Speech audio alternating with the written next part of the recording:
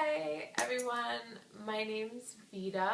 I live in New York City and I'm a full-time DJ and I'm very good friends with Adam and Katie, and I've been asked to speak about the concept of the shadow just for 2 little minutes. So here we go. I'm just going to jump right in. Alright, now in order to really dig this whole shadow concept, there's 2 assumptions that we have to make, and they're pretty big. They're kind of asking a lot. The first one is asking you to believe that the brain works very hard and is thinking a million things a second. I mean, way more than we're conscious of. So this idea is just saying that there's a conscious mind and a subconscious mind, so things going on that we don't know about. And that's hard to believe because you're in your brain, so you know what you're thinking of or not. So to have thoughts or even behaviors that you do that you didn't think of yourself is that you're not conscious of is kind of a tough one for people to swallow. This can kind of suggest that maybe accidents sometimes might not necessarily just come out of nowhere, like they might be done on purpose. And it also suggests that we have voluntary and involuntary thoughts. So the second main assumption that you have to make with this whole shadow thing is that there are human characteristics like being nice or being jealous or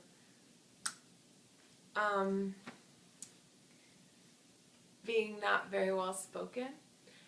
And the major assumption is that every single person is all of these human characteristics.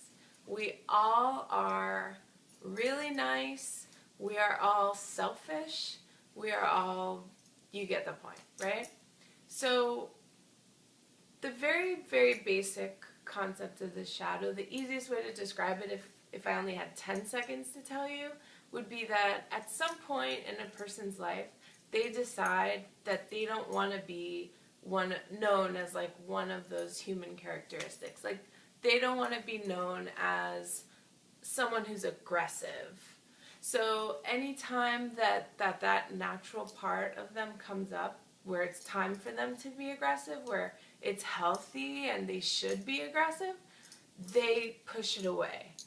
And that act of pushing it away is basically what's known as the shadow, and the idea is that it will resurface anyway. Even though you've pushed it away or ignored it or whatever, it's still going to come out of you, but it's going to happen in that subconscious mind brain that we were talking about before, probably in an unhealthy way, and probably in an accident.